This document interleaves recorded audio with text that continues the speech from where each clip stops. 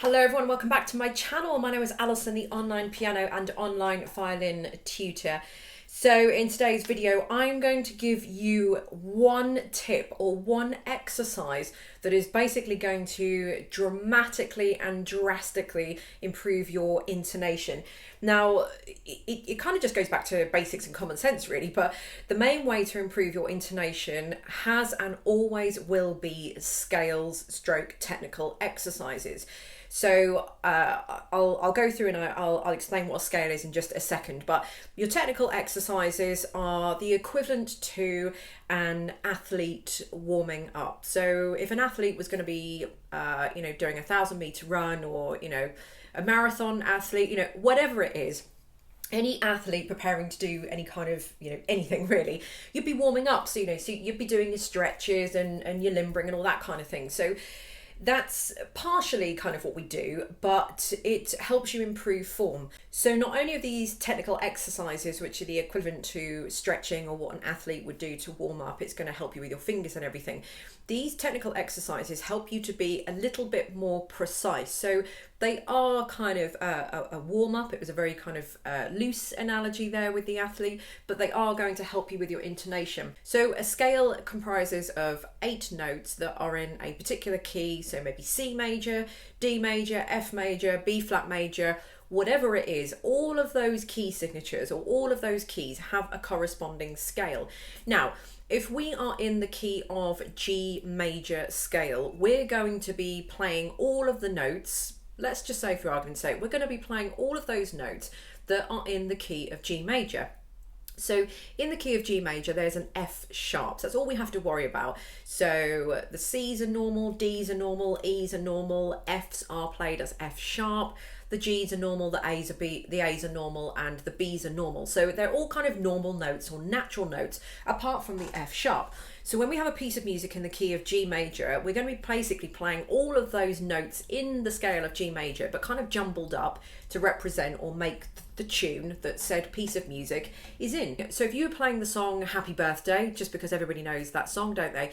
If you were playing Happy Birthday and it was in the key of G major, every single note that was in Happy Birthday is going to be a jumbled up version of G major scale. So it'll be made up of G's, normal A's, normal B's, normal C's, normal D's, normal E's, F sharps, and back to G again. So how do scales actually help us then? Well, if we've got a piece of music that is in the key of G major, if we don't actually confidently know where our fingers go on each note on the string when we're playing in the key of G major, how are we supposed to accurately play a song like Happy Birthday? Let's assuming that was in the key of G major. So G major scale,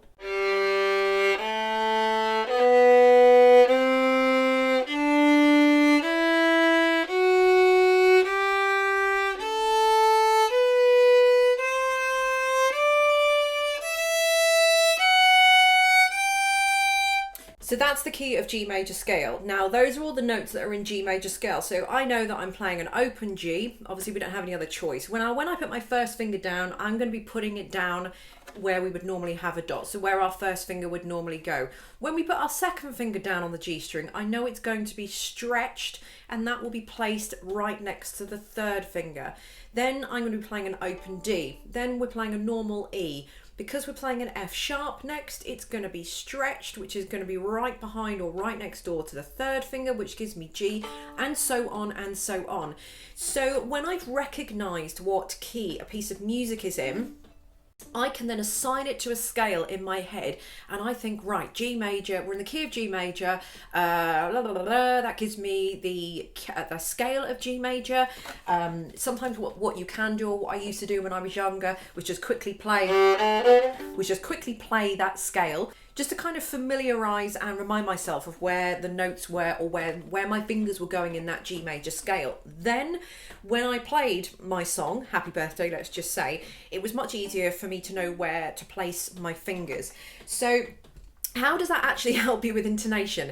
So scales explain the kind of what fors and the whys. Scales will explain to you and help you understand where your fingers are going to be going a little bit better in the pieces of music. But specifically, scales help you just be a little bit more accurate where those fingers are going over and over and over. So when you're playing a scale quite repetitively, your fingers end up just going down, you know, where they want to go down. So it's like saying to you, when you first started the violin, you didn't really know where your fingers went at all. It was just all over the place. And then 2 or 3 months down the line, do you think about where your fingers are going now? You probably do to some degree, but a lot less of the time, or a lot less thought is going into that, purely because you know the first finger goes sort of there, or within a millimetre thereabouts. You know the third finger goes there. You know the second. So you know these things. So you're less kind of picking up the violin and sort of going, oh no, where, you know, it doesn't have any... there's no kind of fret that you can visualize now. So even though this is fretless, I do kind of, you know, I've been playing for years, so I just know that my first finger goes down there. I know when my second finger goes there. I know my third. So even though you might only be 3 or 4 months into your playing, you now start to know, or you're now starting to know and learn where those fingers are going to be going a lot better. But when you're playing a scale very repetitively, it helps you nail down that accuracy to within an inch of its life. So the scales will help you learn the keys that pieces of music are in. So for argument's sake, again, if we've got Happy Birthday that we recognise as being in the key of G major, and we think to ourselves, right, hang on a minute, when we play the scale of G major, I know there's one F sharp. So what we're saying is that we want to know where our first fingers are going, where our second fingers are going, and where our third fingers are going on every single string. Now, the quickest and easiest way to do that is to learn the corresponding scales. So if a piece of music is in the key of G major, learn your G major scale. If a piece of music is in the key of A major, learn your A major scale, and play those scales over and over and over and over and over and over and over. I used to be playing each scale when I was younger, dozens and dozens and dozens of times before I would move on to the next one. So the more repetitive you are, the more accurate you're going to be on the violin. So for those of you who are not quite sure about scales and arpeggios and things like that, a lot of you do, I don't actually know that I have a 1 to 30 violin course. And when you get to lesson 11, this is where I start to talk about scales in the course. Lessons 1 to 10 is just a little bit more about getting to know the violin. I don't think you need to know scales at that point in your playing. There are other precious matters at hand that you need to learn before you go any further. So when you get to lesson 11 in my 1 to 30 violin course, I'll put details of my course underneath this video if you want to know more. But when you get to lesson 11, we're going to start talking about scales. And this is where the scales come in conjunction and work in conjunction with the keys that the pieces of music are in. And if you don't know what a key is, don't worry. It's all explained in my course. So if you're not following any course or anything like that at the moment, and you're dipping your toe in, you're not quite sure, then why don't you have a look at my 1 to 30 violin course? As I said, I will put details underneath it. But my course is quite thorough, and it will teach you the scales and arpeggios. So in here, you've got a lot of scales.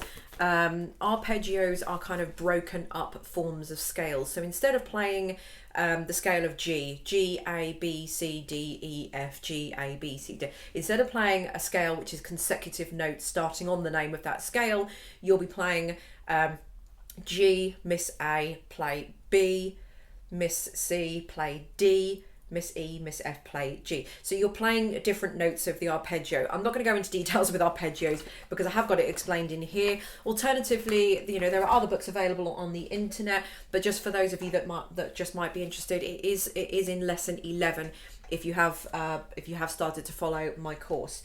So the better you are at scales and technical exercises, arpeggios and chromatics, for example, and those of you that know what those are, the better you are going to be at intonation, because the scales really are fine-tuning where your fingers go to within an inch of their life. The second reason scales are so good as well is that sometimes when we play a piece of music, we're quite random with the notes. So 1 minute we'll be playing a third finger on the D, the next minute we'll be playing a second finger on the G string, then we'll be playing a first finger on the E. So we're kind of jumping around all over the place, and sometimes it can be very difficult to pinpoint, you know, the exact intonation where the fingers are going. You will learn that way eventually, but it's going around the houses. It's taking the long way round. I'm not saying scales are a shortcut, I don't mean it in that way, but you're just taking the scenic route to get there, if you want to put it like that. So if you are playing scales, everybody knows what one note after the other sounds like. Da da da da da. Everybody knows what that is like, because it's a scale. It's a consecutive row of notes. La da da da da. Everybody knows that. So when you're doing a scale, it is much easy to work out what the next note should sound like. So if you were doing a scale of G,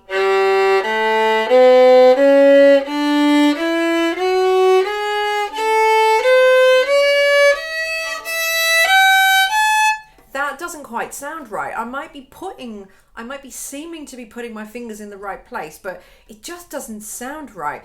But I know that if I play a G, I know the next note, da, the next note, la,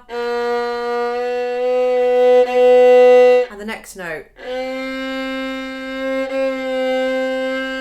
Do you see what I mean? So I can now understand that instantly that finger is bang out of tune. Right, let's try that again then. No, it still doesn't sound right. Do you see what I mean? So it's much easier for you to listen back to yourself and understand that each note is not quite correct. So then you go back and correct it. So if you figured out that it's playing a little bit sharp, which obviously it was there. I'm doing this on purpose, guys. This isn't how I would normally play a scale. But if we realise it's a little bit too sharp, so something didn't quite sound right there, did it? So let's see if we can try and correct that. There we go, that sounds better.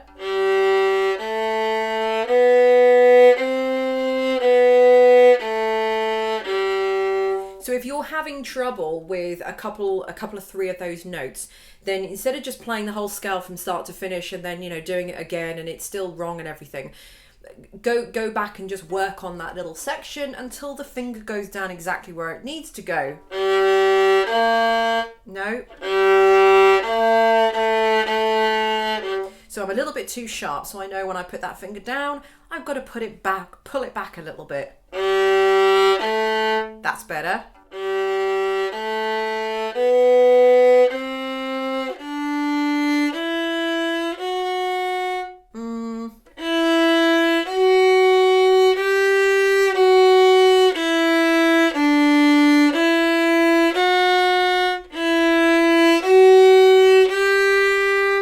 Do you see how I'm working on that? So obviously I know my notes are, my fingers are wildly out of tune than they would normally be, but I'm just trying to prove to you that's how you can figure out if your intonation is good or not. So again, not only of practicing these scales are going to help you with your pieces to be a little bit more accurate. So that's how you apply scales to pieces, but also practicing the accuracy of scales is going to give you a lot better, your intonation is going to be a lot better because of that, because your accuracy is a lot better. So by practicing those scales, your intonation is going to be an awful lot more accurate because your ear is going to identify each note that's wrong, because each note is playing in sequence. So everybody, whether you're tone deaf, people say they're tone deaf or not, everybody can hear what one note after the other sounds like. It's like putting one foot in front of the other and walking, isn't it? So everybody knows what that sounds like. So it's much easier to identify when you're going wrong with the scale. But don't forget, ultimately, scales apply to pieces. So can you understand now that scales are right at the bottom of that? Scales dictate how good you are on the violin, basically. And as I've been saying to all of my students for the many, many years that I've been teaching, the better you are at your scales and arpeggios and technical work, the better you are as an actual violinist. So thank you very much for watching. I hope you've enjoyed this video. I hope it's been helpful. I will put some details of my 1 to 30 violin course directly underneath this video if you want to take a look at that. But thank you for watching, and I'll see you in my next video. Bye.